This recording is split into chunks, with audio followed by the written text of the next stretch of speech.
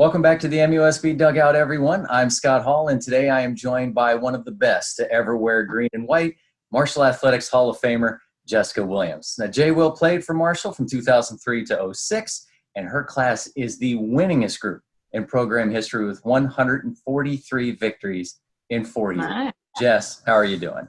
I'm good. Scott, it's so good to see you. Thank you so much for doing this. I've really enjoyed it. All of the videos that have already been posted and all of the ones to come. It's definitely a walk down memory lane and learning a lot more about Marshall softball. So thank you so much for doing this. Well, I'm glad. I'm glad to be able to have you all on to tell your stories, especially for me to be able to get some of the ones too that came from before what I remember.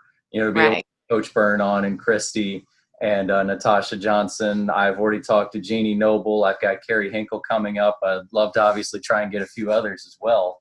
And then obviously mixing in the players that I'm a lot more familiar with.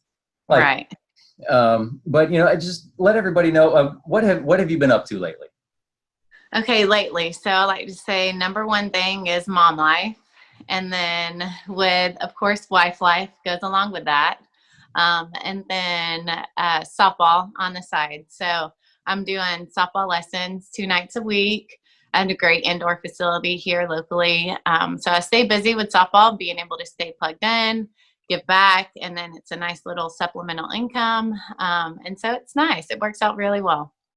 And you get to be Mama Jess, right? Yes, the best job ever, best title. So blessed. There you go. Well, let's go back now to actually when you were a kid. Did you play any other sports when you were younger, or was it pretty much just softball? Okay, so Amanda and I think that we were 4 when we did cheerleading. Well, needless to say, that only lasted 1 year. Right after that, we started playing softball. Our older sister, Leslie, played softball. So when we were 4, she was playing, you know, maybe 8 and under or 6 and under or something. And so we played our first year, I think we were 5. And you know, it hasn't slowed down since. So you started off playing rec softball, and then I think around maybe 8 or 9, we started playing basketball, and we got real big into basketball as well. We did travel basketball, and so AAU basketball and travel softball for a few years, for several years, because we were just really into both sports. And back then you had a little bit more leeway to play multiple sports. And so we did that until I think like 14 and under, it got really tough to do both. And so at that point we kind of put up the AAU basketball shoes and just played basketball for our high school team. We did that in high school. And then in high school, we also picked up track. And so it was kind of neat, just kind of rolled from one sport to another. We did, and Georgia, I think it's one of 2 sports that we have softball in the fall. So we went straight from softball to basketball as soon as that finished, straight into track. And then, of course, softball all summer long and sprinkled in with that mix too. So 3-sport athlete, I guess, is the answer. Hey, why not? I mean, staying nice and busy. And so pretty much then, as far as going to college, was it really just softball all the way for you? Yeah, it really was. I think once we made that decision at 14U to kind of focus in on just softball, we really had no desire to run track or play basketball in college. I mean, we really were just blessed with, you know, all that softball's given us, and kind of knew going in that that was an avenue for us to get to college. And so early on, I think, you know, 14 years old, we kind of set our eyes on just softball for college for sure. Now, had the two of you, you know, with your twin sister, Amanda, had you both always planned to try and go to college together? Was that really the plan for it? That was definitely the plan. We were, I guess what you could say, a little picky or tough. We both wanted to go Division I. We both wanted full rides, and as position players, that could be tough for some people. And we wanted to go together. We wanted to go to a good program. We wanted to make an immediate impact. And so for all of those things to kind of line up, that's a tough, you know, deal to seal. And of course, Marshall was the perfect answer to all of those.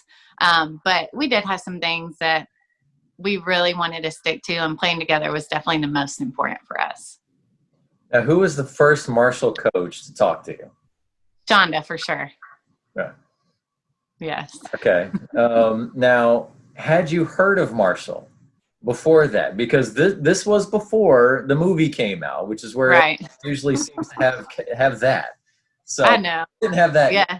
That's when people say, "Oh, where'd you play?" And I say Marshall, and they kind of give me like that look. And I'm like, the movie We Are Marshall with Matthew McConaughey and Matthew Fox. And so then they're like, "Oh, yeah." So, yes, this was definitely pre We Are Marshall movie. But our travel ball coach, Rick Jagel, one of our coaches with the East Cobb Bullets, he actually played baseball at Marshall. And so when Shonda started coming around to games, he was like, that's where I played baseball. And so, it kind of piqued our interest, and we would ask him questions. And so it was kind of nice to have that, a little bit of familiarity through our travel ball coach. But of course, Coach Stanton was very persistent and was an amazing recruiter. So any questions we had, she definitely answered them and already made us feel at home before we were there. What do you remember of your recruiting visit? Shonda. I thought you were saying the recruiting process. The recruiting process of Shonda. She is just like all in, and I'm glad that they've kind of changed the recruiting rules a little bit now, so that the coaches are able to invest into their student athletes a little bit more throughout the process. But my recruiting visit, Scott, it was crazy. So Amanda and I both wear contacts, and I don't know if it's just we had a lot going on, but time to time, throughout just time, whenever maybe I've been a little bit stressed or tired, or played 10 ball games over the weekend and had to be in school all day, sometimes my eyes would just get a little irritated and I'd have to like put on my glasses. Well, we had a few recruiting visits, I think, kind of like back to back to back, and it just kind of caught up with me the Marshall weekend. And so I did not get to go to the football game. I literally was in the hotel room, like lights out. It was like bad. It was terrible. Lights were out. I'm like, my eyes were so sensitive to the light. So I'm just up in the hotel room for most of the recruiting weekend. Shonda was sweet. I think they had some type of a tailgate. She brought some food over, and she's like, oh no, she just like, in her heart of hearts, I know she's thinking, oh, this is not good. She's not able to experience everything that Marshall has to offer. We did get to hang out with the girls some. I think it must have been towards the end of the recruiting visit when the whole eye flare up thing happened. But she takes us into her office for our individual meeting, where she, at that point broke down the scholarship offer, and I'm like sitting on the floor, lights are out. She's like, well, she could tell I was uncomfortable. She was like, would it help if I turn the lights out? And I was like, yes. And so we're having this very impactful conversation with the lights out.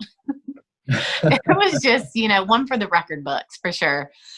So, overall, though, I still was able to experience some really good things throughout the visit. But that's definitely one takeaway, was just the whole eye issue. Yeah. But I mean, everyone was so welcoming. Everything about Marshall was about athletics. I mean, the fire hydrants are green and white. Everybody bleeds green in Huntington. And that's what we wanted. We wanted to be a part of a community that supported the athletic program and, just had that college atmosphere. And Marshall definitely had that. Did you know that story? No, I have never heard that story. That's pretty good. Yeah. He's basically sitting with your coach like this. It's yes. Like the lights. Yeah. Yeah. Oh my gosh. Yes. Oh yeah. man, that is. But hey, like you said, she was persistent. yes. She clearly wanted you, even if you couldn't really look at her at that point because the lights were too bright. So that's pretty. It worked out. Yeah, clearly it worked out. yes. Yeah. Okay, now you come in with a big freshman class, 8 of you, and in fact, with Lee Winter, another player that you were familiar with from your younger days. Yeah. And now the team's coming in off of a rough season. There's only 2 seniors as well with the team, with Deshaun Drake and Carrie Britt. Mm-hmm. What was that first fall like for you? Well, I think the freshmen kind of came in with a vengeance. Like, we're here to make an immediate impact. I mean, they had lost some seniors, a big graduating class, and so that's why there were so many of us. there our freshman years because the class before us graduated a lot. So we had some big shoes to fill, but we came in with a high expectation of not only ourselves, but of our class and the program. And we really wanted to do what we could to put Marshall on the map. But our freshman year was awesome. We went 41-17. We went 20-4. I know you were going to put these numbers out anyways, but we went 41 and. I actually don't have those numbers written down. Okay. You're kind of jumping ahead of some of my questions a little bit here, but that's all right. You keep going. I'm sorry. Yeah. So we were 41-17 overall, and then we went 20-4 in the MAC. And so it was a great year. I mean, we had great seniors with Deshaun and Carrie, great junior class, sweet Randy, in the sophomore class. And Missy was in that class too. And then an awesome freshman class. I mean, we just clicked from day one, and we're all working together on all cylinders, and it was so much fun. Well, in your class too, I mean, so many big personalities and all so driven as well. And, and along with that too, I mean, so you get into your freshman season, the team is picked, kind of way down in the MAC preseason polls, but yeah, who cares about that stuff? And, it's basically starting freshmen everywhere except for catcher, pitcher, left and right field.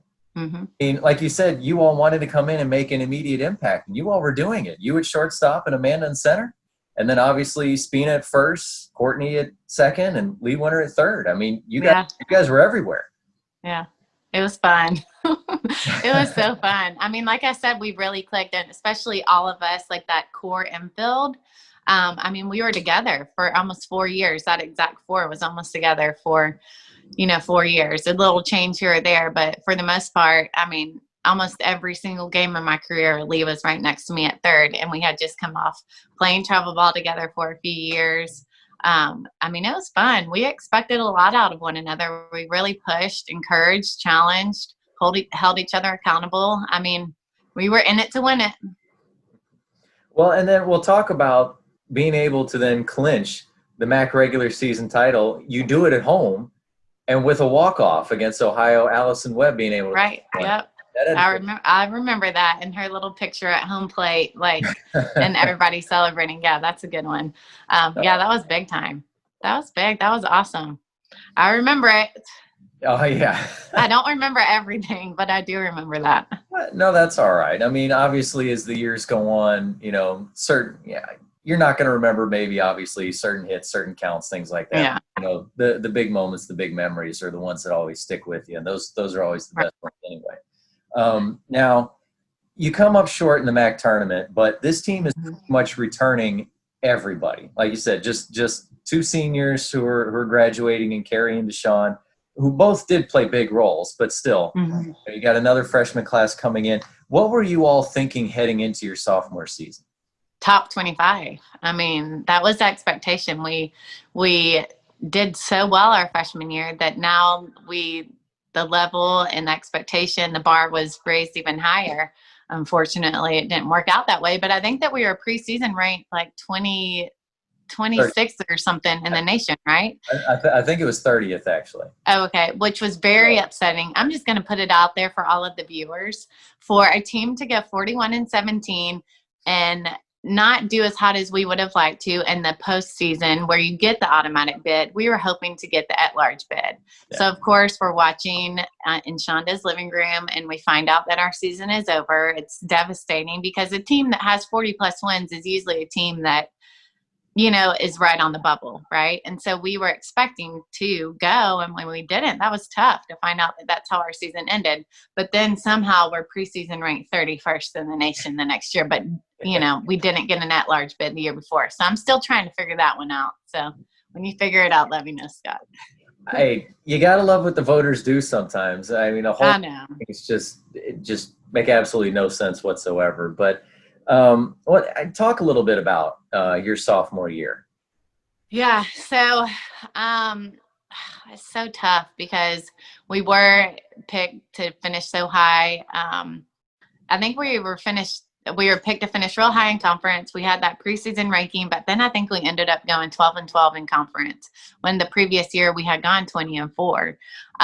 So I think a little bit of it, and I'm sure Shonda would agree, was like our freshman year, we cut, like our class comes in and makes such a huge, big, immediate impact. So then it's like, oh, we got this figured out. You know, we know how to do this. We got this. And then of course, with Shonda, any coach, it's so important to buy in, to just 100% buy in to whatever your coaches are saying, whatever they're trying to implement. And I think at times there may have been a little bit of, not 100% buy-in. And when you're not, I mean, that's just going to create separation. And when you have separation, you're not going to be playing as a team. So honestly, I think that was ourselves was our biggest challenge for us our sophomore year. Well, okay. So still a winning record though. Like we still had a winning record. Yeah. But just didn't do as well as we would have liked to. Yeah. I had still over 30 wins. I mean, even despite missing the conference tournament, you all still have the conference player of the year in Sierra Davenport. Oh, nice. Yeah. Senior that year. But okay, so sophomore year, you chalk it up to lessons learned. Right. Season comes along. The team seems to be completely refocused for the first year in the MAC. You add in some more talent. You're pulling in Rachel Fulton, Deanna Torville, Samantha Rodriguez. Mm-hmm. How was it adding them into that mix, especially with you all going, okay, last year stunk. We need to forget about that and just completely charged back in. Right. Well, Rachel Fulton's name, like it goes for herself. She was, a 4-time All-American for a reason. She's incredible. So anytime you add someone like that to your team, it's an immediate impact and game changer right away. Sam, I think, has one of the prettiest swings I've ever seen. And Dee was so solid in the infield. And so just adding that depth, adding that talent, I mean, it took our team to a whole new level for sure. And I think that our returning class was like, whoa, this is our last year in the MAC. It's time to take back the MAC. I'm pretty sure we probably had a shirt that said that. Yeah. And then, of course, we do. We go back and we go 20-4 in regular season again and win the regular season conference title. So, yeah. At what point in your collegiate career did you step into the leadership role? Okay, so I was named team captain my sophomore, junior, and senior year, voted on by the team, which out of everything, I would say is definitely the, title that I hold dearest to heart. Because, I mean, my teammates were voting on me for that. But to be honest, I would like to say my freshman year, just because there were so many of us and half the team was living in Twin Towers. And so right there on our little hallway. And so I think early on, I kind of established myself as a leader and really took that role to heart. So you enjoyed definitely being a leader then? Yeah, I did. And I think that Shonda kind of, in a sense, had seen me be in leadership roles with my travel ball and high school team. And so kind of had that expectation for me going in as well. And I think that when you have, that expectation coming from your coach, it's a little bit easier to step into that role. And then, an aspect that I want to talk about too, that I think plays a big role is, our time at FCA and going to church on Sundays whenever we could and just staying active in our faith. I think that helped too. And of course, Shonda was able to mentor us through that a little bit. And so anytime you go off to college, it's kind of like you're trying to figure out, a little bit of who you are, but she had such a good sense of who we are already that it was kind of easy to, FCA, yeah, let's do that. I want to do that. I've already been involved with that. I'm going to go that path. And, you go to this church? That's great. Let's go there. So I want to make sure before we get off that, the faith aspect, I think really had a big deal and a big part of who I was at Marshall. Well, and plus too, talking about Shonda there, I mean, over the years, she always kept saying that she wanted to develop obviously strong, confident women. And so she was looking for, players like you, players like Amanda, where she could, push you and develop you into being that leader, for sure. Yeah. Okay. So you'd already said 2005, got the MAC regular season title, your second one. Now, what is the mentality going into the conference tournament this time? We're not going to be beaten. Like it's, okay, we've been here, we've done this. We know for sure that if we win the conference tournament, you get an automatic bid. Nobody can take that away from you. So we're getting the automatic bid. and we're going to postseason play for the first time in Marshall history. That was the expectation. I mean, that's what we wanted, and I think that's what everybody feared of us going into the tournament. Now, you get to the championship game, and unfortunately, it's another tough game, and it's a loss. Describe your emotions that day.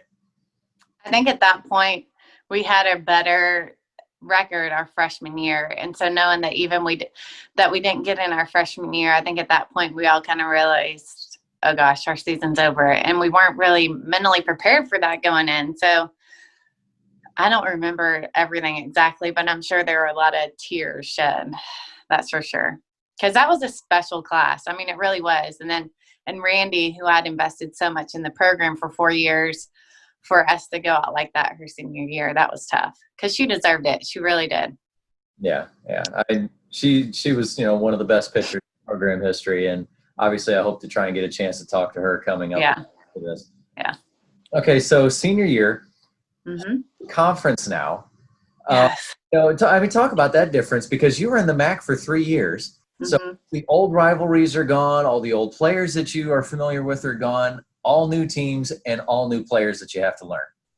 Right. Well, I think it was a good challenge for us, because I think overall Conference USA had a little bit of a better softball reputation. So I was excited about playing against a little bit better competition. I was also excited about being the most northern team in the conference as opposed to the most southern team in the conference. So that was a huge deal. And I think it's really neat to be able to travel to places or play in places that you've never played at before. And so moving to Conference USA, we were able to do that. Well, yeah, I mean, definitely complete switch up from all of the nice cold locations that you got to go through. Yes. I mean, even going to Buffalo in May, how cold that was. I mean, just, yes. Absolutely ridiculous. But and I would have to agree with the whole Bowling Green thing. I'm trying to tell you. Terrible. I mean, there's like a picture. I remember a picture being in the Parthenon. I was standing on second base, and there's like snow flurries in the picture. I mean, it was so cold up there. Yeah. So cold.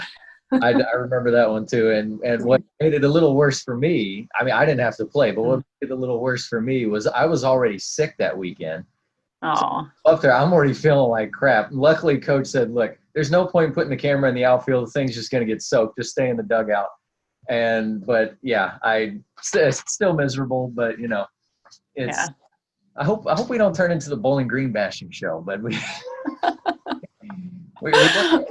already had a few results with that one. So, okay. So now, before the year starts, though, what did it mean for you to get drafted by the NPF, and especially to get picked along with your sister?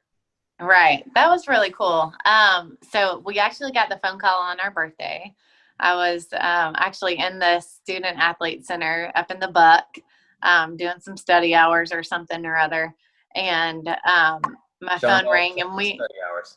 Oh, yeah. Well, actually, it wasn't study hours, because at that point I was out, after the freshman year, we were out, but maybe printing something, or who knows. Okay. Yeah, so we were expecting a phone call, because at that point they kind of call you beforehand to say, hey, are you interested? Is this something that you would be into? Because they don't want to put your name on the draft list if you're not going to accept it. Yeah. So, we knew that the draft was happening that night. Of course, things are so different now with how they do the draft. I mean, it's like a whole, the shebang. But a phone call back then was perfect. So it was our birthday in the Student Athlete Center, stepped out into the hallway, got the phone call, of course, accepted. But that was awesome. I think it definitely just I think we had already played one preseason tournament. But for that to kind of have that underneath our belt and say, okay, boom, we know that this is our next phase, the next step in life. Now we solely get to focus on being a student athlete at Marshall. That was awesome. That was exciting to be one of 26 people, our seniors, drafted to go play pro softball. It was definitely a blessing. Well, I talk about your focus going into that senior year, though. Okay. Well, obviously the intent was to make it a postseason.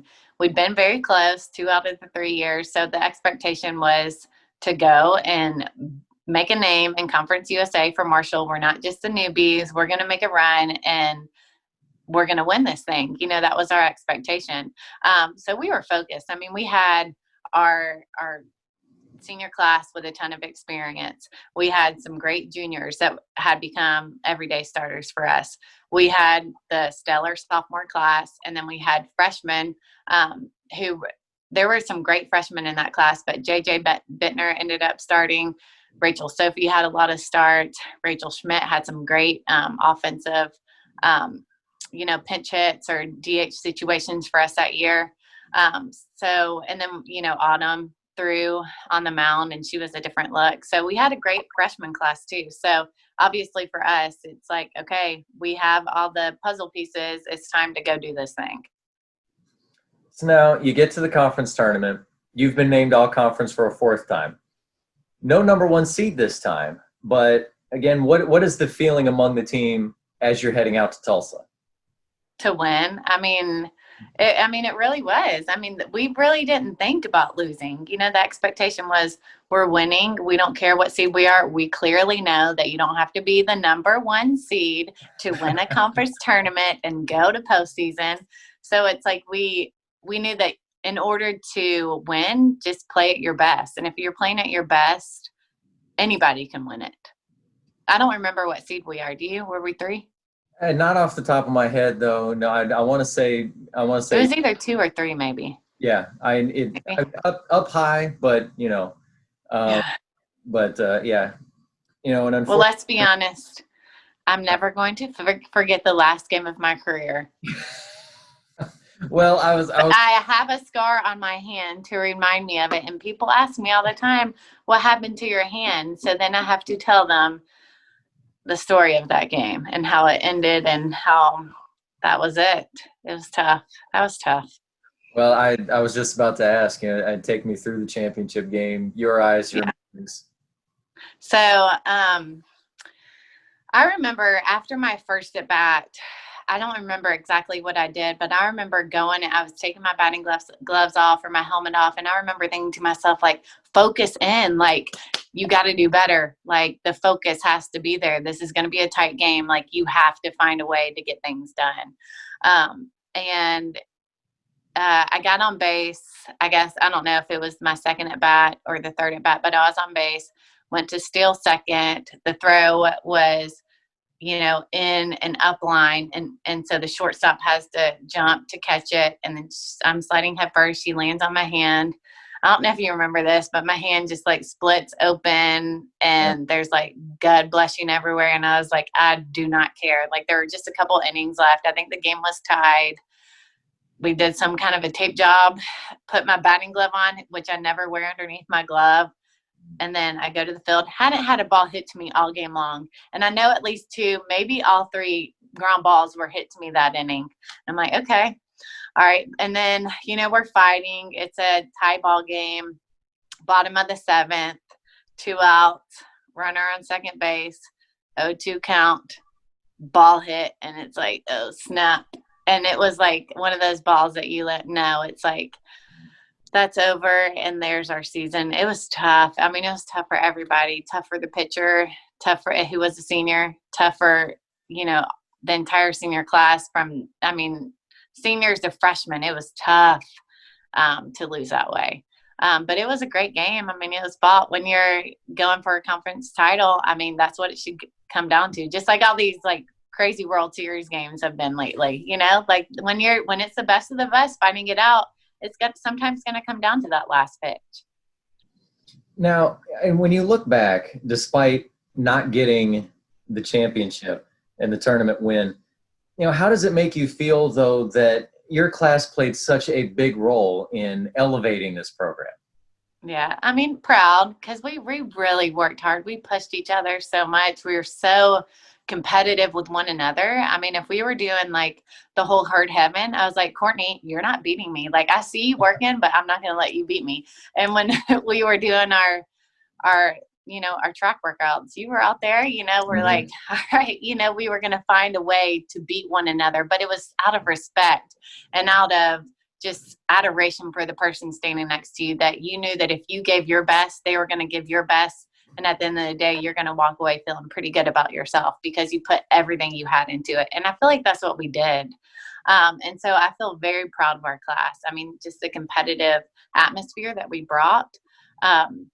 It's pretty cool to know that we're the winningest class, but it also makes me sad because I want another class to, each year your program should get better and better.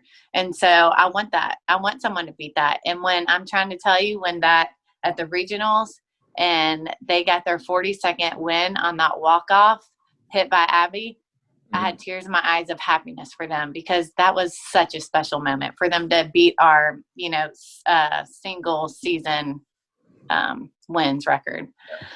So I want another class to beat it. Well, to go along with Abby Estrada and getting that walk-off, now her class 2019, they are the closest ones to get to you with 139 wins, because they did have 2 years where they were part of, 2 42-win teams. Nice. 2019 getting 42 wins, and obviously 2017. So getting a little bit closer. Getting closer. Okay, good. The thing was obviously, last year only getting to 18 wins because right. the rest of the season gets canned. Yeah. That'll end up hurting another class in there, depending on if they're able to get that extra year or not. But yeah, that's another story for down the road. But yeah, cross that bridge when it comes. Yeah. But, so let's move on again a little bit. So now on to your pro career. What was it like playing in the NPF? Wow. Humbling. So I went from, being an everyday starter, playing every single inning of my career at Marshall, to being like, so Jenny Finch is one of my teammates. And so you play shortstop for the national team. Cool. I'm going to go take reps somewhere else, And so, it was humbling. I mean, at the time, our first year, I think there were 5 teams. And so when you're talking 5 teams, 20 girls to a team, that's not that many girls, ranging from 21 to 30. And so everyone was so good and it was so competitive. So it was very humbling. It was an amazing experience because every day you're out there, you're surrounded by the best, and so you're getting better, you're getting challenged. And if I saw something funky with my swing, I would just look at, okay, what's Trina Peel doing here? Wow, Amanda Freed's swing is literally beautiful. I'm going to try and make my swing look like hers. I mean, honestly, those were conversations I was having with myself because they were successful. I wanted to be like them. Well, and so you and Amanda still got to play together for a few more years. I mean, how special was that? You've been able to keep going from all the way from when you were 5, and now you're professionals and you're playing together. Right. I definitely liked it better when we were on the same team. We spent a few years on different teams. And when that happened, it was, okay, I want our team to win, but I want Amanda to get 3 for 3, so it was like, I still wanted her to be successful, but it was awesome being her teammate. I feel like we've always been able to bring out the best in one another, hold each other to a higher standard, be competitive with one another most of the time in a healthy way.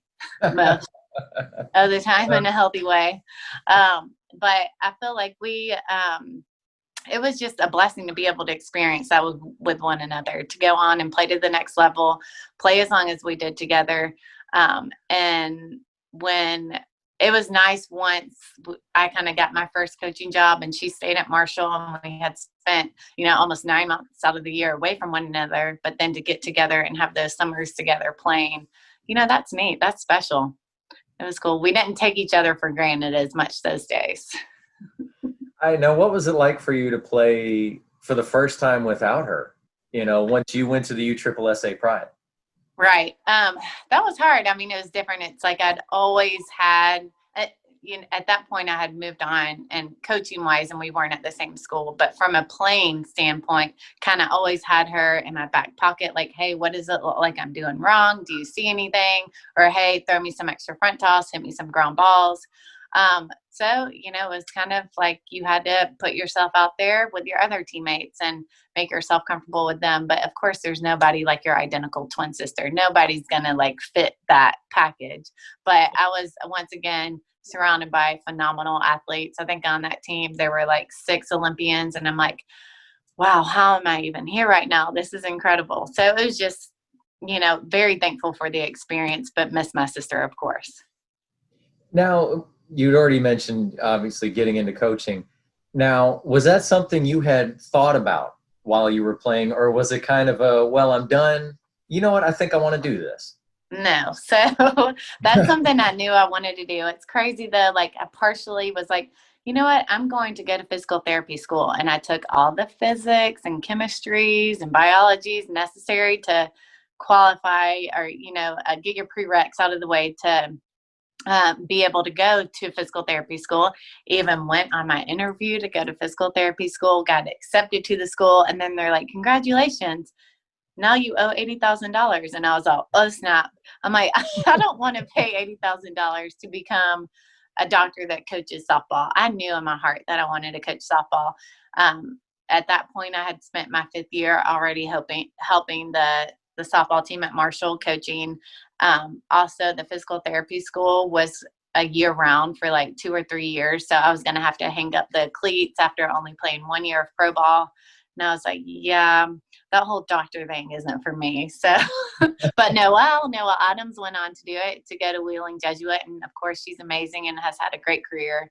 So she went through with it and she's done great. But softball was kind of the road that God had for me, for sure.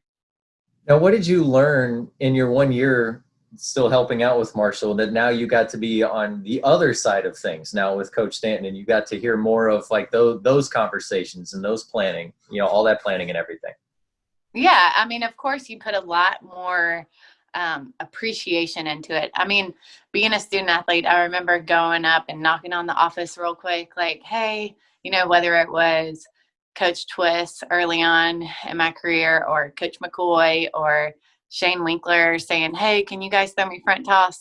And you don't realize like they're in the middle of doing their work, right? But of course, like they would be like, yeah, I'll be down in a few minutes. And so then I was like, whoa, like coaches actually really do a lot of other stuff besides just talk to recruits, go recruiting, and coach us. So definitely a whole new level of appreciation for the time and effort that goes into being a coach. Now, talk about your coaching stops after leaving Marshall. Yeah. So I applied for a job at Western Carolina University, and I got that. And I was really excited about it because I think I was 22 or 23. And I was the first assistant. And so to be able to go in and have the responsibilities that I did at such a young age was really good for me. The head coach was a pitching coach, so she kind of specialized in the pitching stuff. And I honestly did everything else, came up with the first and thirds, the bunt coverages, it was fun. I loved it. Just being able to honestly teach everything that I learned from Shonda at Marshall, the coaches that we had there, and then the coaches that I had in the past to kind of, in a sense, make it my own. I don't think I was quite there yet, 100% making it my own, but to get that experience at a young age was really good for me. Now, did you happen to know that Marshall's head coach now, Megan Smith-Lyons, she is the one who started the program there at Western Carolina. Now, yes, by the time you got there, but yes, and she had an amazing career there, or not career, but 1 year there. They did so good. She started the program her first year. I think they had like 40 wins, and then from there, it's like, oh, I'm going to LSU to be the hitting coach or whatever it was that she did there. So, which props to her. Why wouldn't you? And then my boss, who I had for the 2 years, Christine Hornack, she came in and she took over the program for a few years before the coach who's there now was there. So yeah, I did know that. When I found that out, I messaged, as soon as she got the job at Marshall, I messaged her on Facebook telling her congrats. And, oh, I know a little bit about you because you coached at Western Carolina and I was there, and, so it was fun little connection. Yeah. Now, she's been successful everywhere she's been. So I'm excited about it. Yeah. We're glad that we have her with us over here. Yes. Now, you also made a move out west. Yes. Talk about that. Okay, so I did spend 2 years after Western Carolina. I was there for 2 years. I did spend 2 years in Charleston, South Carolina, and there I primarily just focused on camps and clinics. So I was just on the grind, doing a ton of camps and clinics and lessons there. And then it was time for me to move on and look for another college coaching job. And it was crazy because Charleston is on one coast and then there's San Diego on the other. It's like you really cannot get any further like away from where you currently were. And it was just such a big move, but I applied for it, not thinking at all I was going to get the job. It was over the summer when I was playing with the Pride. I'm like, I'll never get it. Like West Coast people are like West Coast people, like they stick with their people. But it was just, I mean, it was a God thing. They were looking for an infield hitting coach, which is what I had specialized in. And so I get the phone call interview, and then I get the in-person, and then she actually like offered me the job the next day. And I'm like, wait, this is like actually happening. And I just didn't think it was going to happen. So then of course I prayed about it and I felt at peace about it. And I said, okay, this, for some reason, this is where God wants me to be. And so, packed up. I think I was like 27 or 28, moved like 3,000 miles across the country, knew Deshawn, one person out in San Diego, my girl Deshawn, thank goodness, MUSB Sisters for Life.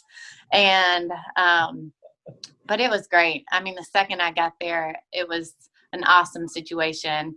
The head coach that I had there, Melissa McIlvain, we just clicked from day one. Honestly, reminded me a lot of Shonda in a lot of ways. Very personable, easy to get along with and work with. But I knew going in, I mean, I didn't tell her this when I took the job, but I knew going in that I was never going to be out there permanently. Mm-hmm. I always wanted to move back home to Georgia, settle down, have kids, and be close to my family. So I was out there for 4 years. Yeah. Well, I mean, you don't want to tell them from the start that you no. Permanently, because then they might. I mean, it's San Diego. I'm not signing this. Yeah, yeah. I've been able to be out there once. It was absolutely wonderful. But now, okay, so let's fast forward a little bit more here. Your sister goes into the Marshall Hall of Fame in 2017, and then you get to join her the next year. What did that mean for you, and what were your emotions when you got that call that you were being inducted? Okay, well, with Amanda, the expectation for her to go in, I kind of always believed that she would go in. I mean, just what she did, was Rachel Folden-ish. I mean, it was incredible. I mean, it's like a once-in-a-lifetime person coming through, and both she and Folden just kind of rewrote the record book themselves. It's like Amanda Folden, oh, Amanda Folden, oh, there's someone else, Amanda Folden, Yeah. And of course, Sierra Davenport, she did amazing too.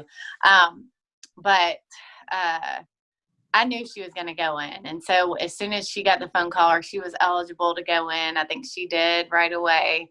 And I was just ecstatic for her. The worst part was I was, 9 months pregnant, and I could not go to her induction. And I actually had our daughter Everly that weekend that she was up there. So in a way, it's kind of a good thing I didn't go up there because, my doctor's down here in Georgia, not in Huntington, West Virginia. Yeah. So, and then for you personally, at least, that is a little bit bigger of a deal. Yes. And so, but it was very special. My husband and I both being in the room together, had Amanda and my parents been here, both my mom and Amanda would have been in the room, but it gave us that time where it was just he and I, and he encouraged me, and here comes Everly. So, and then, so for when I got the phone call, honestly, I started crying when the athletic director called me, because it is such an honor. I mean, just the softball names that, have been in before me. I mean, of course, with Christy going in, and Sarah Gola and Sierra Davenport and Amanda, me, Folden. Did I miss anybody? Jeannie Noble. And Jeannie Noble. I mean, those are great. And, so to be able to, and Nicole Corrigan going in with. Oh, and Nicole, yes, Nicole last year with Folden. So to be able to be in the group with them, not only just the softball, but like, the Randy Moss and Chad Pennington. I mean, even the class that I went in with, Sakitha Shepherd Hall and Josh Davis, who I know them better than the other ones because I was at school with them during, we were there at the same time, but an honor. I mean, an absolute honor. I mean, doesn't get much better than that. It was just a blessing. And I started crying and really didn't have anything else to say at the moment, but thank you. Well, and then of course you get to be introduced out on the field before a football game with all of your classmates, and you've got the whole stadium there being able to, cheer you all on as they're introducing each one of you. I mean, you had already gotten to be out there before, at least, you know, getting those, you know, MAC regular season championship rings, you know, again, being introduced out there on the football field. I mean, that had to be pretty special too. Yes, but this time more special because I had my son Easton out there with me. And of course, my husband Chandler, who was there, and my in laws and my parents. And so a lot of those people I'd never really seen the Marshall side of things. So to be able to experience that with them and to have my son out there on the field with me, that was really cool. Definitely something I'll never forget. Okay, now let's go back a little bit now to talk about coming to regionals in 2013. Okay. When Amanda was still coaching, because I will never forget you being out there. You're on top of the dugout. You're all throughout the stands. You are getting this giant crowd going with the "We Are Marshall" cheers and basically just being just as loud as possible for, you know, for your old team. What did that mean to you to be there, to not only just see obviously your old team and your old head coach, but your sister is still there and getting to experience this? Yeah. Well, awesome. I mean, the whole regional postseason atmosphere is electric to begin with. But Herd fans are electric. And so, you know, if you're a Herd fan, you better come with it. And of course, we had Joe out there with us. And my husband was able to experience kind of what Marshall softball was all about first go around. So he was hoarse by the time the weekend was over too. But I mean, it was a moment for Marshall softball, you know, their first time ever going to postseason, going to regionals. It was history making. And so I wanted to be there. I was going to do whatever I could to be there. So I was happy to be there, happy to lead those cheers. I'm not able to be as vocal these days because I got like two kids on the hip, like one on the hip, one holding the hand. Mommy, why are you yelling? So unless they're like napping or like Chandler's walking them around, can I yell like that these days? So. But, you know, one day they're going to be old enough and they will be able to understand why mommy's yelling like that, and they might even just join right in with you. So then it'll be two voices getting joined in. Well, they do know if we say we are, they know the rest of that. That's for sure. Well, that's good. At least you're teaching them the right thing there with that. Yes, so. Absolutely. Okay, let's jump back again to what were some of your best memories from your playing days, either on or off? Yeah, it would definitely. It's funny because, you know, people tell you this going in. There's like only a couple that I think of like on the field, you know, it's all off the field. Like I said, those moments where you're grinding and you're conditioning and you're pushing each other to the max. And when you break for the day, like, and you're saying, you know, MUSB, MUSB, I mean, you like feel it.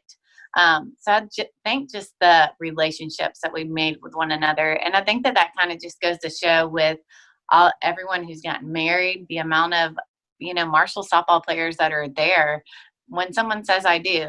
So it's a sister really for life, someone who's going to be there for you through those trying, challenging, special, amazing moments as a college athlete, but be there through the most important day of your life to see you say I do to your forever. So I think that just the fact that we were so close. I mean, honestly, out of all of the college programs that I've been around since Marshall, I haven't seen it. I don't see the culture. I don't see the relationships. And when I'm coaching these girls, I'm looking at them like, gosh, they don't get it. Like, they don't get it. I want them to get it, you know, and I would try to facilitate ways for them to get it. But somehow I think our group at Marshall, we just got it. And from day one, it's like we had each other's back. And of course, there were times where, you know, little tiffs or whatever, but for the most part, we were so close. I mean, so close. And those were the girls that we wanted to go to battle with. And if we were to see each other, you know, tomorrow, and it's been years, we would just pick right up where we left off. And so, which we've been able to see, a lot of us have been able to see each other over the years. But I'm just so thankful for the relationships with the players and the coaches, and all the coaches instilled in us while we were there.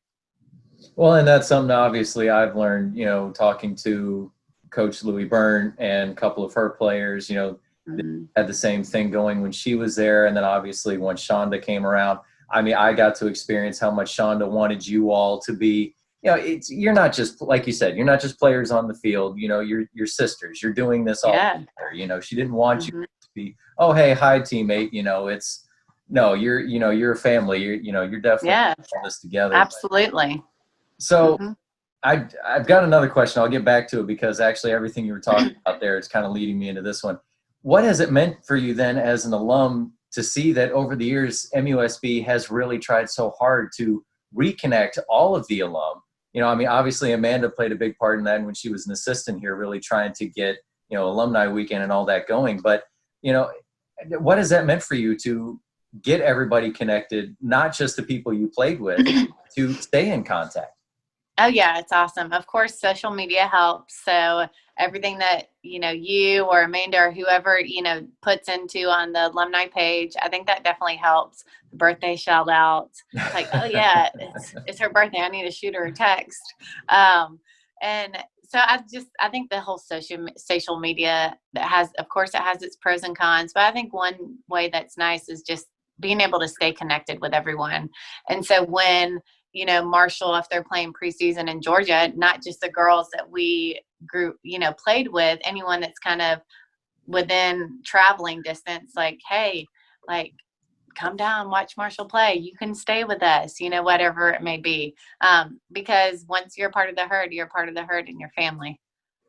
Well, and Shay Braxton, I talked to her yesterday, and she even said that, with you and Amanda, every time she comes down there recruiting, opening up homes. I mean, Amanda coached her, but you didn't play with her. So again, those alum just, being able to connect in so many. Yeah.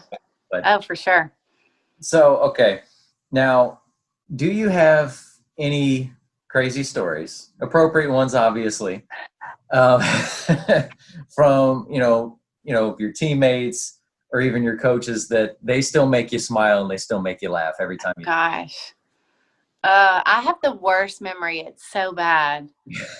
I knew you were going to ask me this, and I don't know why I haven't thought of anything. Oh, because I have 2 kids and I stay busy with them. But it's the best. So, life gets you. Gosh, I swear Lee would be really good. She has such a good memory, and she is like, if for some reason I ever missed a class and I'm like, shoot, which didn't happen because we weren't allowed to miss class, but maybe I was sick or something. It's like, Lee, can I see your notes? You're really like organized. So Lee would be so good, but I'm trying to think. There's so many. Oh gosh, I remember one time something in the locker room, and I guess we weren't putting our stuffs back on our shelves neatly or the way it was supposed to be organized. And me, Amanda, Spina, Lee, I think Courtney, we all had these like green and white and black Nike armbands that we like repped and we loved, and we wore every single game our freshman year. So Shonda, Brandon Twist, I guess McCoy, Gina Beslow. Oh, love you, Gina, if you watch. She's great. All of our coaches were so great that we had while we were there. But anyways, they like go up in the locker room and they're like throwing stuff, and they're like, this doesn't belong here. This doesn't belong here. This isn't labeled. Oh, this sweatband, you don't need that. They threw our sweatbands away. I'm still not over it, Twist. I think you did it. Oh, no. I appreciate you, but I'm not over it. That was devastating because, I mean, you get to the point where it's like, it was a piece of your uniform. It's a piece of almost like your superstition. It's like you weren't ready to play unless you had your wristband. And you had some superstitions. Yeah. I definitely remember you always having to run down that first base line before the. Oh gosh, yes. So for the viewers, before the game started, I would, be on the outside of the box, of course, not in the box, but I'd run through, do my little slap, and like just sprint down the first base line. Hello, I don't know why I did that. 60 feet. It's 60 feet. It's not going to change. It's 60 feet, but it was a part of my like pregame testing out the waters, I guess, like visualizing myself getting that base hit, that first at bat, and making things happen. I don't know, but yeah, I did that. Hey, you're a Hall of Famer, so who cares if people thought that might have been weird? I mean, you're in the Hall of Fame. You had 4-time All Conference. I mean, don't worry about that. Okay, thanks, Scott. Now you did mention a couple minutes ago, when the team was down in Kennesaw, Georgia, this last fall, and this last spring in February. Fall Yeah. whole year's just been a mess. I can't even get Yeah. straight right now. Yeah. Now, do you like the team's direction and everything right now? Oh, absolutely. Absolutely. I mean, it's a little, to me, the difference is, you know, you're trading a little bit of your speed for a little bit more power. What Shauna always recruited was a little bit of everything. You know, it's like you had your speed, of course, and then you had your power and you have your pitching. So it seems like they've traded a little bit of the speed. I'm sure they still have some, but I mean, Marshall was always kind of, when Shauna was there, first in the nation in stolen bases, which is great. Anytime you can steal a base, you take that. But, you know, I don't think that they necessarily had the home run hitters or consistent or like several girls that could hit home runs like Marshall does now. So, yeah, for sure. I mean, the coaches are great. Meeting them for the first time, they made you feel at home. They made you feel welcome, a part of the program. And I could even tell that a lot of the things that Coach Megan was instilling is Shonda like, you know, and so it just kind of fit the mold of what Marshall softball is, really building a culture and a positive program, a program that's going to work and be committed and drop bombs. Well, and they were on pace to hit about 100 of them, even in the regular season before everything went out the window. But even though it's been a few years, is it still a little weird for you to not see Coach Stanton out there? Absolutely. I mean, she's Marshall softball. I mean, she is Marshall softball. The team is in great hands. You know, nothing against any coach who has, you know, been there or will be there, whatever it is. I think the world of them. But Shonda Stanton is Marshall softball. She put Marshall softball on the map. I mean, her daughters, her son, grew up in Huntington. To know the Stantons is to love the Stantons. Just a wonderful family who invested so much in Marshall softball. Of course, she's doing great things at Indiana too, but it is a little bit different seeing her in some red versus some green. Well, now, what were you going to say? Go ahead. I was going to say, well, maybe she bleeds green in one and red in the other, but we won't tell the red people. Okay. Well, now with that though, okay, what was it like to play for Coach Stanton? Incredible. I mean, she demanded your best. I mean, she really did. And she was huge on responsibility and accountability. And she made that apparent from day one that you're going to respect your teammates, this program, the coaching staff, your equipment, and it's your job to hold everyone else accountable to that standard. I mean, I can sit here and say, you know, make no excuses. A, accountability. R, responsibility. S, you know, show enthusiasm, go on and go on. I mean, but that's because she instilled that in us from day one. So she was tough. I think that we had to run a little bit more than she probably makes her players run now, but it was okay. We were D1 athletes. We knew what we signed up for. So, I mean, she just found a way to get the best out of you. You know, even if you weren't feeling it, she found a way to, you know, even though you're exhausted and you want to like bend over and crunch over and just like curl up in a ball, to get you to say, you got this, come on, Herd, you can do it, you know, and cheer for your teammates. She just had a way of bringing it out of us. It was an honor to play for her. Well, plus too, you all were going to run if you didn't yell enough. So, right. She wanted to make sure that you all were that team that the other side's going, yeah, God, absolutely. And that's how it should be. That's how it should be. It should be an enthusiastic game. It's a great game. Make it fun. Be loud, encourage, cheer, get after it. And then what was it like then to coach with her or help her out staff-wise? Yeah. Well, I mean, I think to me, the role that I kind of took on was I played shortstop every inning of my career for 4 years. And all of a sudden now there's a freshman that's supposed to like take on that role. So I kind of took a lot of like pride and joy in helping Marcina Bartoldo. I don't want to mess that up. Marcina Bartoldo. Mars. I'm just going to keep it real. Mars. Trying to help Mars at short. He was a phenomenal athlete. I mean, she was so good, but there were a lot of things that you just had to know as a shortstop and the expectation of a shortstop from Shonda. So I really just tried to help Mars out as much as possible. Of course, the other infielders, slappers, hitters, their front toss whenever needed, just help any way I could.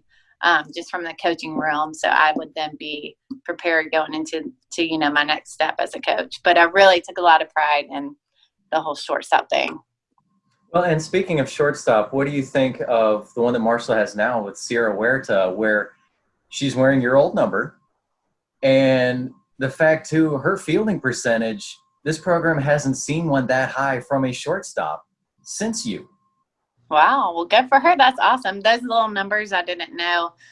What I did know was just when I went to watch her play, she looked the part.